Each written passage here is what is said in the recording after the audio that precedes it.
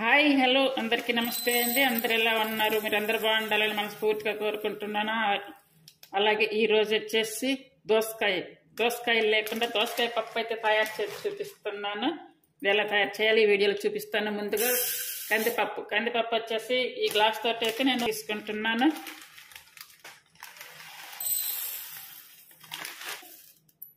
ఇవి చూసారు కదా, ఇవి సూపర్ మార్కెట్లో దొరుకుతాయి. మనకి దోస విత్తనాలు ఇవి.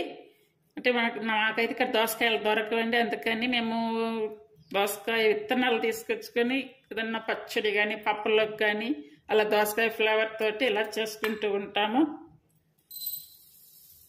చాలా బాగుంటుంది, ఇలా చెయ్యండి. గ్లాస్ వచ్చి 1.5 గ్లాస్ వచ్చేసి కందిపప్పు తీసుకున్నాను. అలాగే 1 గ్లాస్ వచ్చి దోస విత్తనాలు తీసుకోవాలి.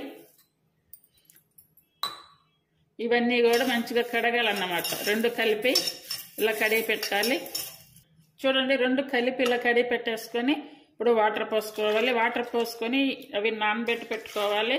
ఒకవేళ నానబెట్టుకునే టైం లేదు, డైరెక్ట్గా మనం వండుకోవాలనుకున్నప్పుడు అలా కూడా చేసుకోవచ్చు.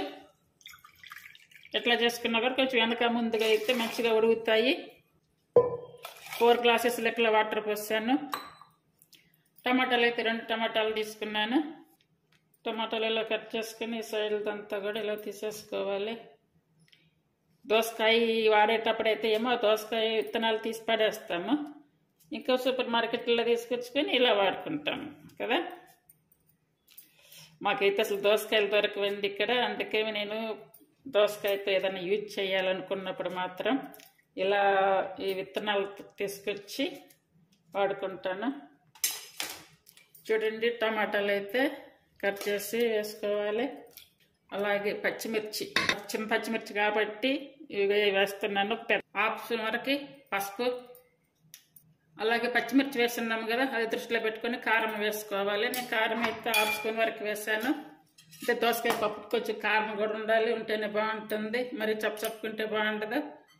ఇప్పుడు చింతపండు అయితే కొంచెమే వేస్తున్నాను. ఇంట్లో మ్యాంగోస్ అనుకుంటే ఒక మామిడికాయ చిన్న ముక్క వేయండి, చాలా బాగుంటుంది టేస్ట్. నాకు ఇంట్లో మామిడికాయ అయిపోయింది కాబట్టి చింతపండు వేసా. అలాగే ఎక్కువ కాకుండా కొంచెం 1 స్పూన్ వరకు ఆయిల్ వేసుకోవాలి.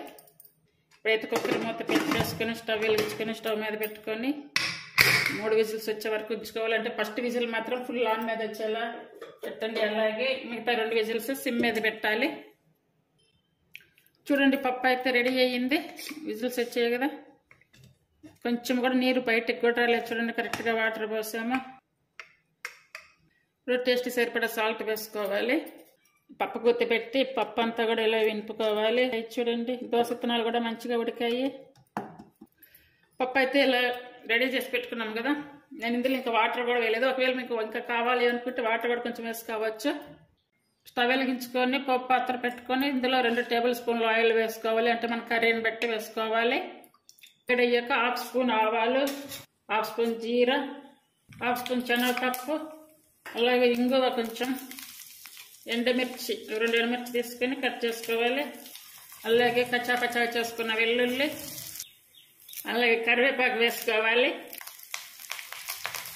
కట్ చేసుకున్న ఆనియన్స్ అన్నీ కూడా మంచిగా వేయించుకోవాలి. ఈ తాలింపు అంతా తీసి ఇప్పుడు పప్పులో వేసుకోవాలి.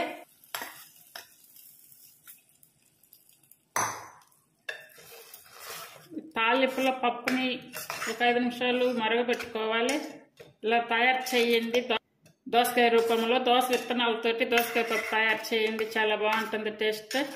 నేనైతే ఇప్పుడు దీనికి కాంబినేషన్గా ఉప్పు మిరపకాయలు వేస్తున్నాను. అయితే ఉప్పు మిరపకాయలని ఇలా తొడాలు తీసి తయారు చేసి పెట్టుకున్నాను. చూడండి, పప్పు అయితే మంచిగా మరుగుతుంది.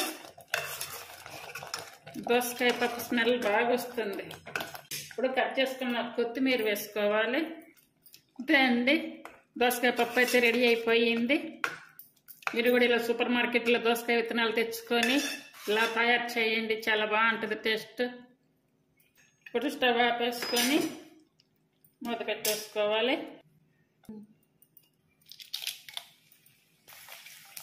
పప్పు కాంబినేషన్ ఈరోజు ఉప్పు మిరపకాయలు సూపర్గా ఉంటాయి కదా. Thank you for watching.